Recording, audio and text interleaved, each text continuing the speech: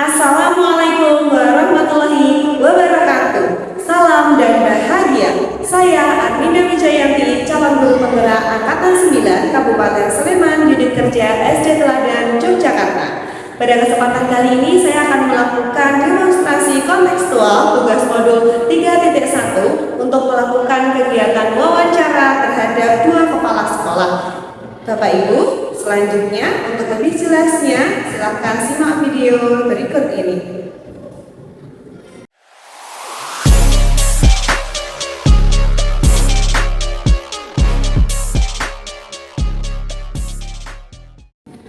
Assalamualaikum Ibu.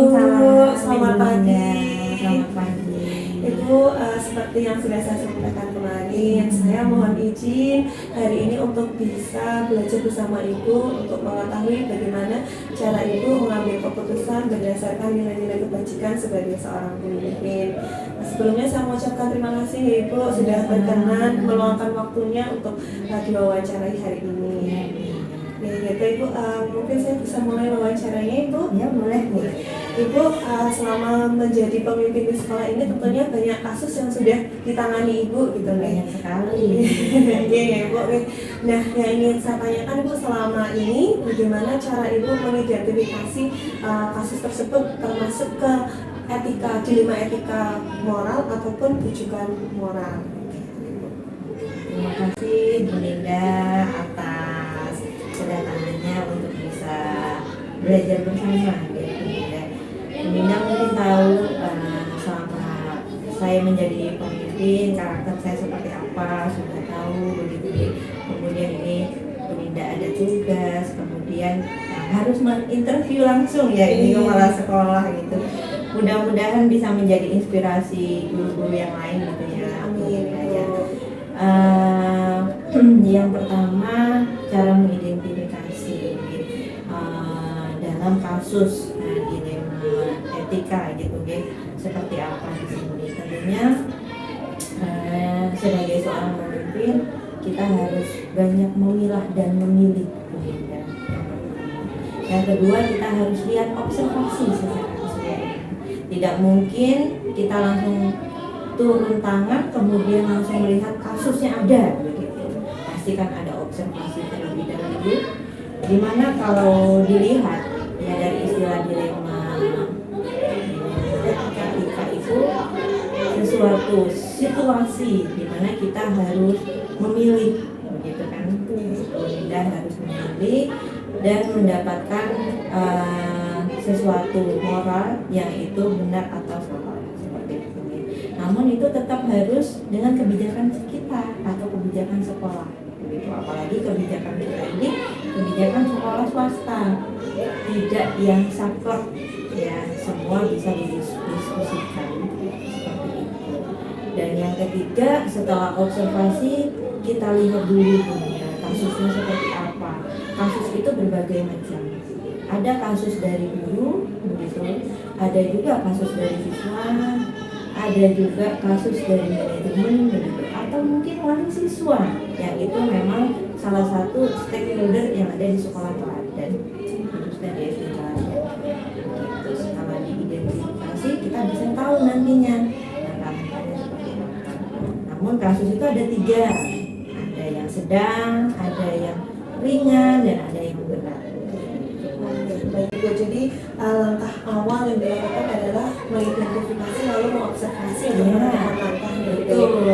Ya, selanjutnya Ibu, selama ini bagaimana Ibu menjalankan pengambilan keputusan di sekolah ini, terutama untuk kasus-kasus di mana ada 2 kepentingan yang memang sama-sama benar gitu, atau ada 2 kepentingan yang sebenarnya itu mengandung nilai kebajikan. Mengambil keputusan dalam sebuah kasus begitu ya Bu Linda ya. Tentunya ini menjadi dilema juga untuk saya sebagai pemimpin, karena di satu sisi itu kita sekolah swasta, kita di bawah yayasan, itu yang pertama. Yang kedua, tidak menutup kemungkinan kita harus menaati juga kebijakan atau peraturan pemerintah daerah atau dinas pendidikan gitu. Dan untuk kasus-kasus internal yang itu sifatnya memang khusus di SD Teladan saja, biasanya keputusan itu diskusi dengan tim. Itu yang pertama. Tidak mungkin saya langsung memutuskan sesuatu kasus itu, oh ternyata kasusnya berat, kemudian saya putuskan ini harus begini, itu tidak mungkin. Yang kedua, saya harus tahu timnya. Ya, di sini terdiri ada beberapa tim kami, ya yaitu yang akan menangani kasus terlebih dahulu. Apakah bisa ditangani dengan dari tim terlebih dahulu atau memang tidak bisa? Kalau misalnya tidak bisa, maka nanti kita akan diskusi menentukan keputusan yang benar seperti apa. Apabila tidak ada titik temu, maka nanti keputusan yang selanjutnya kita akan sharingkan kepada yayasan. Apakah keputusan kita itu sudah benar atau salah, seperti itu. Nah, tapi tidak menutup kemungkinan juga Bu Linda ya, kalau misalnya yayasan tidak menginginkan itu juga, tapi semua tetap dikembalikan kepada user atau saya atau SD. Kasus itu ditangani apabila di sekolah ditangani dengan baik dan tuntas, jangan sampai terbawa di luar sekolah. Ya kan, tentunya nanti akan ada efek-efek yang lain begitu ya Bu Linda ya. Kalau dilihat kasusnya banyak Bu Linda. Iya, baik Ibu. Jadi caranya itu ketika menemukan sebuah kasus yang memang sama-sama benar atau dilakukan penyidikan, tetap harus komunikasikan dengan tim. Ya, kemudian apabila di tim belum selesai, nanti akan melalui yayasan begitu nih. Ya, selanjutnya Ibu, langkah-langkah atau prosedur apa yang biasanya Ibu ambil ketika menangani kasus tersebut? Langkah-langkahnya ya atau prosedur apa? Kita ini sekolah swasta tentu kita mempunyai SOP yang jelas saat anak-anak itu bersekolah di sini. SOP yang pertama, kita harus berkomitmen dulu Bu Linda dengan wali siswa ya. Itu kemudian komitmennya seperti apa? Karena kita punya visi misi sekolah berakhlak Qurani smart. Kita punya slogan diteladan semua anak itu hebat ya. Anak-anak kita ajari akhlak seperti apa, kemudian smartnya kita fokus ke ujian nasional atau ujian sekolah begitu nih.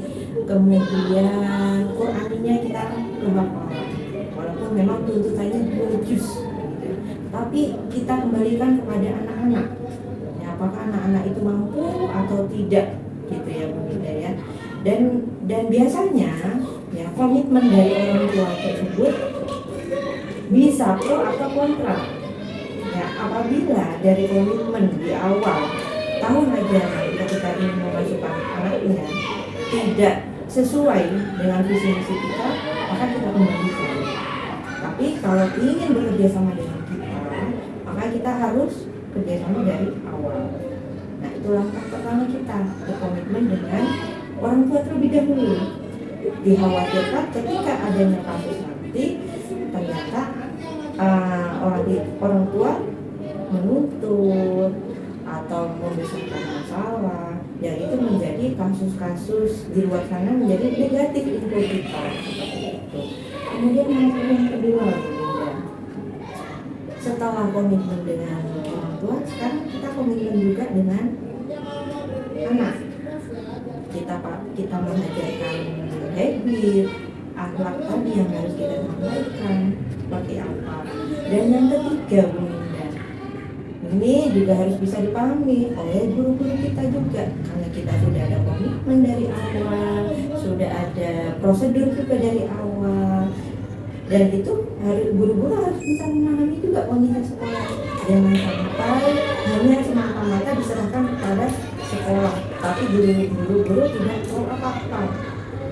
Makanya itu di sekolah dari awal sudah menjelaskan kita punya SOP yang itu jelas. Di awal tahun ajaran kita pasti ada pertemuan, sehingga jika ada kasus seperti ini kita sudah ada langkah-langkahnya. Jadi langkah yang awal itu kalau saya ambil garis besarnya ini dilakukan sosialisasi nih Bu terhadap mungkin peraturan sekolah, terus kita berkomitmen bersama dengan wali siswa atas atas aturan apa yang ada di sekolah gitu Ibu. Tentunya tetap berpihak kepada murid gitu. Ya selanjutnya Ibu, hal-hal apa saja yang selama ini Ibu anggap efektif dalam pengambilan keputusan pada kasus-kasus dilema etika? Hal-hal apa saja yang dianggap efektif begitu ya dalam kasus tersebut seperti apa? Hal-hal yang dianggap efektif menurut saya ketika menangani kasus tersebut kita harus bisa mengumpulkan bukti terlebih dahulu. Dan bukti apa yang harus kita kumpulkan, karena tidak mungkin kita punya kasus kita tidak ada bukti, kan jadinya nanti ada nilai negatif atau kalau di bahasa istilah kata gibah ya kita tidak boleh begitu ya. Kita harus lihat dulu seperti apa buktinya. Jika sudah ada bukti itu macam-macam bukti ya, bisa dari wawancara ya, bisa dari guru, bisa dari anak gitu, atau saksi itu bisa bermacam-macam. Ada juga dari karyawan, ada juga dari tendik begitu ya, tidak hanya dari guru, tetapi ada juga lingkungan sekitar atau teman yang lain. Makanya yang saya sampaikan, ada juga itu kasus itu bermacam, ada ke siswa, ada juga ke guru, ada juga ke karyawan tadi. Tapi kebanyakan di sini memang adanya kasus siswa. Begitu. Jadi kita harus tahu dulu nih hal yang efektif buktinya seperti apa. Gitu. Kalau misalnya itu kekerasan atau memang itu bully itu kan ada verbal juga ya Bu. Tapi nggak bisa kalau kita lihat dari CCTV ya Bu. Iya, CCTV kalau yang bersuara bisa kelihatan. Tapi kalau misalnya enggak, kita hanya tahu gerakannya saja. Iya baik, jadi yang paling efektif kita memang harus menemukan bukti terlebih dahulu ya Bu, agar tadi tidak gibah ya tadi Ibu. Dan selanjutnya Ibu, apakah Ibu memiliki sebuah tata cara atau jadwal tertentu dalam menyelesaikan sebuah dilema etika? Pasti ada ya, pasti ada Bu Linda, tetapi tidak yang rutin ya, tidak yang rutin, karena semua kasus itu ada yang sudah selesai dengan guru atau ada yang sudah selesai saat itu juga, dan ada juga yang belum selesai saat guru menangani. Jika memang itu dirasa belum cukup, maka nanti akan saya jadwalkan ulang bersama tim yang lain yang memang mempunyai kasus tersebut atau case tersebut, agar kami tahu bahwa ternyata kasusnya seperti ini, buktinya seperti ini, dari pernyataan guru juga seperti ini. Kita bisa lihat juga buktinya, gitu ya. Kalau misalnya ada isu seperti itu, kita bisa tangani seperti itu. Dan kalau jadwal rutin memang tidak ada, tapi kita lihat kondisi di lapangan. Kan tidak semua setiap hari itu ada kasus yang berbeda. Jadi kalau jadwal tertentu tidak ada, kadang malah bisa menyelesaikan kasus di tempat. Gitu. Dan lalu bagaimana prosedurnya ketika ada masalah, lalu kita atau kasus kita akan menyelesaikan langsung saat itu juga di tempat. Ya, oke. Kalau misalnya langsung, ya biasanya itu ada kasus itu muncul dari orang ketiga atau misalnya dari wali siswa begitu ya Bu Nida ya. Ya itu memang langsung sampai kepada kamu. Biasanya kasus yang seperti itu yang langsung sampai ke kami atau kepada yayasan atau kepada saya, itu langsung saya tangani. Apabila langsung, ya, itu apabila langsung. Tapi kalau di lapangan saya kembalikan lagi tadi seperti apa di lapangan tadi kejadiannya. Tetapi kalau sudah ke wali siswa, saya akan tangani apakah benar atau salah. Makanya ada tadi ya kebijakan-kebijakan yang harus kita lihat juga seperti apa. Tidak mungkin masalah sepele langsung saya tangani gitu ya Bu Nida. Kita lihat dulu case-nya sudah benar dulu. Kita kembali lagi tadi ada bukti atau tidak. Jadi Bu, selanjutnya adakah seseorang atau faktor-faktor apa yang selama ini mempermudah atau membantu Ibu dalam mengambil sebuah keputusan dalam kasus dilema etika?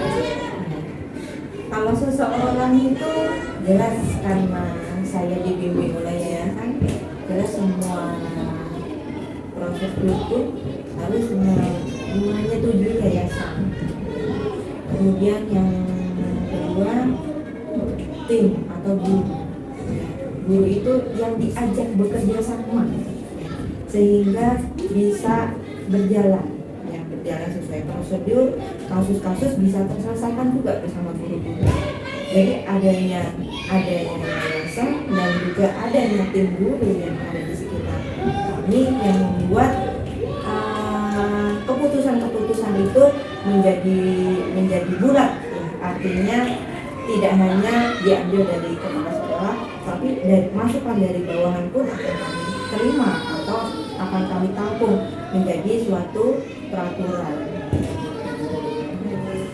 Ya baik Ibu, terima kasih sekali Ibu atas sharingnya, atas ilmunya untuk saya. Bagaimana cara mengambil keputusan dengan memperhatikan nilai kebajikan universal sebagai seorang pemimpin. Ini luar biasa sekali. Tadi banyak hal yang saya pelajari ketika menangani kasus, Ibu. Jadi memang kita harus melihat bukti, gitu, mengumpulkan bukti, melihat nilai-nilai yang terkandung, gitu, apakah itu saling bertentangan. Kemudian tentunya paling terpenting adalah kita melakukan kerjasama, gitu, kolaborasi baik dari tim pendidik, yayasan maupun sampai dengan bekerja sama dengan wali siswa. Gitu. Ya, terima kasih sekali, Ibu. Semoga ilmu yang saya dapat ini nanti kedepannya dapat saya terapkan gitu Ibu sebagai seorang pemimpin pembelajaran. Ketika ada kasus di kelas, mungkin nanti saya bisa menerapkan dari apa yang sudah Ibu contohkan, Ibu bagikan hari ini.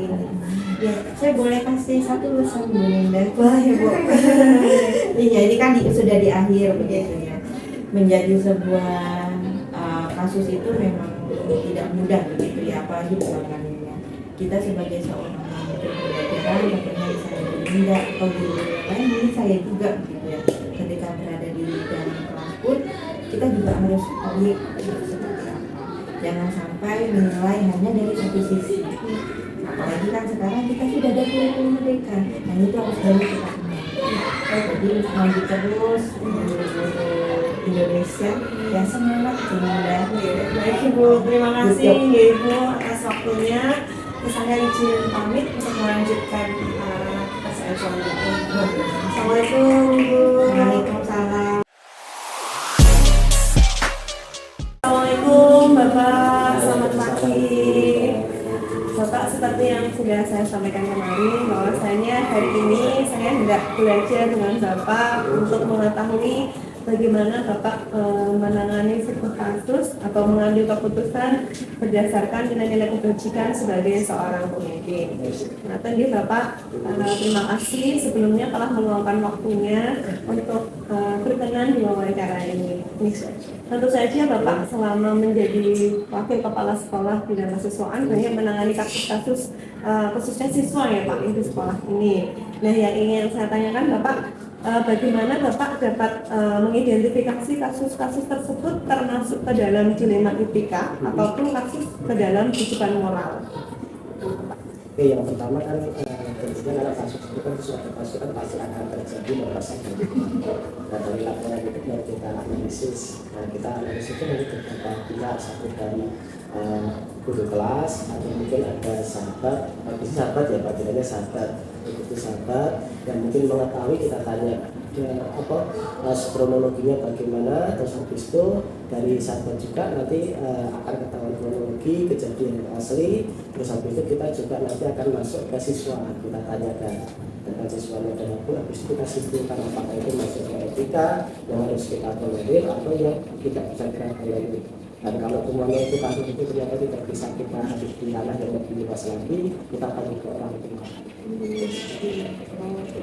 Jadi tetap harus berkomunikasi dengan banyak pihak terlebih dahulu untuk menentukan itu sebuah kasus dilema etika gitu yang sama-sama benar ataupun termasuk kehidupan moral begitu ya Bapak. Yang selanjutnya Bapak selama ini bagaimana Bapak menjalankan pengambilan keputusan di sekolah ini Bapak, terutama untuk kasus di mana ada dua kepentingan yang memang sama-sama benar atau ada dua kepentingan yang mengandung nilai kebajikan. Oke. Jadi kalau untuk kasus di siswa, biasanya kan kita jelas nanti akan bahasanya apa ya? Biasanya kita mediasi anak secara langsung, baik nanti secara mandiri, atau nanti kita temukan bahwa nanti si A bilang bahwa kemarin kita gini Pak, gini terus itu di B dengan gini, ternyata keduanya itu berbeda. Itu kasus yang lucu unik lah, gitu. Akhirnya kita ketemukan, nah akhirnya mereka kita pertemukan, saya dan ada saksinya tentunya kan sahabat dari kita ketemukan, dan ternyata itu sama-sama tidak bisa cari, ternyata semuanya salah dan harus digunakan, ya udah nanti kita kasih ke arah kebimbingan dan sebagainya seperti itu. Jadi tentunya kita tidak lepas dari yang kita tadi ada saksi dari guru, mungkin dari siswa kita mediasi, kita ambil keputusan bahwa ini kasus yang bisa kita saling dari kebijakan kebijaksanaan bahwa ini perlu kita punya lebih lanjut, dan nanti kita pahamkan bahwa ini karena ini tidak boleh gitu. Oke, baik. Jadi yang pertama itu mengidentifikasi adanya masalah gitu ya Pak. Selanjutnya dari identifikasi itu menentukan siapa saja yang terlibat gitu ya, dengan menghadirkan saksi-saksi ya gitu. Baru nanti akan dianalisis, dilihat nilai-nilai kebajikan yang tergantung gitu Pak. Dan selanjutnya Bapak, langkah-langkah atau prosedur seperti apa yang bisa Bapak ambil ketika menangani sebuah kasus tersebut? Langkah mungkin setiap kasus mungkin sama ya. Langkah yang pertama tadi yang jelas sudah tersampaikan tadi, yang pertama kita cari ada laporan, habis itu kita cek lapangan di sini kan setiap kegiatan yang pasti ada pendamping, pasti di setiap kegiatan istirahat, kegiatan apapun, kegiatan di kelas, kegiatan di luar kelas pasti ada pendampingnya, pasti di situ tidak lepas dari pengamatan oleh pendamping sahabat yang mendampingi.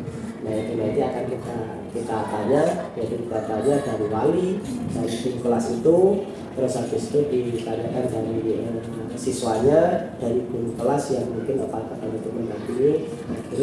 Akhirnya kita rapatkan dengan tim, biasanya kita rapatkan dengan tim kesiswaan, kita rapatkan ini kasus seperti ini, solusinya bagaimana, agar kita buat kebijakan bahwa ini kasus harus kita selesaikan secara siswa aja, atau kita selesaikan dengan guru kelas, atau harus kita dengan wali, sehingga itu nanti muncul kebijakan kita bahwa siswa ini apakah harus ada bimbingan khusus atau cukup dengan arahan sendiri. Pak. Jadi langkah awal yang paling utama itu adalah tadi Pak ya jelas cek lapangan, membuat jadwal untuk mendampingi anak gitu ya Pak. Dan jadwal itu perlu kita jadwalkan khusus. Mengurangi resiko adanya kasus gitu ya. Baik Bapak, selanjutnya hal-hal apa saja yang selama ini Bapak anggap efektif dalam pengambilan keputusan pada kasus-kasus dilema etika khususnya Bapak? Dilema etika itu yang sama itu lah. Yang efektif yaitu yang jelas yang paling efektif itu dengan saya mengumpulkan anak itu tersebut, anak itu sendiri dengan mediasi itu yang paling efektif.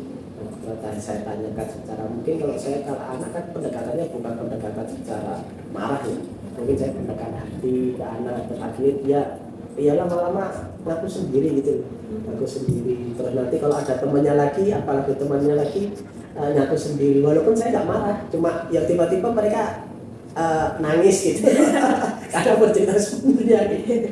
Jadi gitu, jadi yang paling efektif ya saya itu ketemu langsung ke anak, dan nanti saya tanyain, mediasi secara pendekatan itu lebih ke personal hati dan sebagainya, nanti anak akan melakukan sendiri. Itu yang paling efektif. Langkah paling efektif berarti melakukan mediasi gitu ya Pak. Tentu saja mediasi ini akan selalu berpihak kepada murid gitu ya Pak. Ini Bapak, selanjutnya apakah Bapak memiliki sebuah tata cara atau jadwal tertentu dalam menyelesaikan sebuah dilema etika ini Bapak? Kalau jadwal tentunya, kalau namanya problem itu kan perlu kita tangani lebih khusus ya, dengan cara tadi meluangkan waktu, bukan meluangkan waktu sih, memang harus dibuatkan waktu untuk menyelesaikan itu. baik itu nanti sampai benar-benar selesai, sampai benar-benar clear, sampai tidak ada biasanya trauma ke anak. Kalau kemarin habis kejadian ini akhirnya berdampak buruk, itu sampai tidak boleh. Jadi biasanya jangan sampai ada anak yang trauma dengan kasus yang pernah terjadi. Itu benar-benar sampai clear, benar-benar dari awal sampai nanti pembinaan, sampai nanti benar-benar clear kasus itu, baru nanti kita bisa lepas. Biasanya kita yang terjadi itu ketika kasusnya itu agak cukup berat, biasanya kita selalu komunikasi sama kelas, gimana anaknya, apakah sudah kembali lagi, dan mungkin kita komunikasi sama wali siswa juga. Jadi benar-benar kita buatkan jadwal untuk menyelesaikan. Jadi ada jadwal tertentu gitu ya Pak. Pernah nggak Pak menyelesaikan kasus saat di tempat saat kejadian seperti itu Pak? Kalau kasus yang kan tentunya malah lebih sering ya, lebih sering, dan itu tergantung nanti apakah kasus itu harus itu tadi cukup diselesaikan di situ, karena mungkin karena biasanya kan hanya kasus di situ biasanya hanya perbedaan pendapat sih, anak-anak rebutan perbedaan pendapat, terus cuma nanti peladainya oke silakan saling berbagi, terus nanti kemarin kita sepakati di awal kemarin, biasanya sama anak itu kalau ada kesepakatan ke anak itu biasanya sudah kemarin itu kesempatan seperti ini, nggak boleh main di hall, ternyata main bola di hall karena nanti takut kena kaca dan sebagainya. Kalau ada di sini ternyata masih ada di situ, tinggal kita refleksi loh kemarin nggak boleh loh, akhirnya ya selesai di situ aja. Harus sampai walaupun bagi mereka Pak itu gimana gitu, itu jadi lebih membuat kesepakatan di awal gitu Pak, atau membuat keyakinan sekolah bahkan keyakinan kelas gitu Pak. Ya selanjutnya Bapak yang ingin saya tanyakan, adakah seseorang atau faktor-faktor apa yang selama ini mempermudah atau membantu Bapak dalam mengambil keputusan dalam kasus dilema etika ini? Yang jelas kalau untuk penentuan itu kan yang jelas nanti saya selalu kan koordinasi sama kepala sekolah.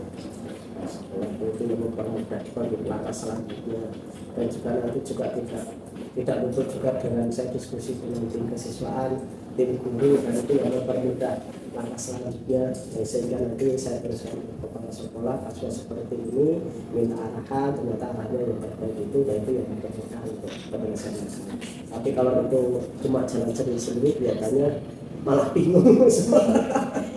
Ya, baik, berarti intinya ini ya Pak, perlu adanya koordinasi ya ini. Yang pertama jelas kita harus koordinasi ke kepala sekolah. Selanjutnya nanti juga koordinasi ke tim guru maupun tim kesiswaan sendiri. Artinya Pak. Oke Bapak, terima kasih atas waktunya, atas sharing ilmunya. Semoga kedepannya saya dapat menerapkan apa yang sudah saya dapat ini dari Bapak, saya teladani, kemudian saya terapkan di kelas sendiri sebagai seorang pemimpin pembelajaran. Ketika menangani sebuah kasus, saya dapat mengambil sebuah keputusan menggunakan nilai-nilai kebajikan sebagai seorang pemimpin. Dan Bapak, terima kasih sekali. Saya mohon izin pamit. Assalamualaikum warahmatullahi wabarakatuh. Bapak Ibu, demikian tadi hasil dari wawancara oleh dua narasumber, yaitu narasumber yang pertama mewawancarai kepala sekolah, dan yang kedua adalah Bapak Wakil Kepala Sekolah Bidang Kesiswaan di sekolah saya bekerja. Dari hasil wawancara tersebut, saya dapat menarik kesimpulan untuk mengidentifikasi sebuah kasus, termasuk ke dalam kasus dilema etika ataupun kasus rujukan moral, maka diperlukan mengamati nilai-nilai kebajikan yang terkandung, meninjau kembali kasus tersebut.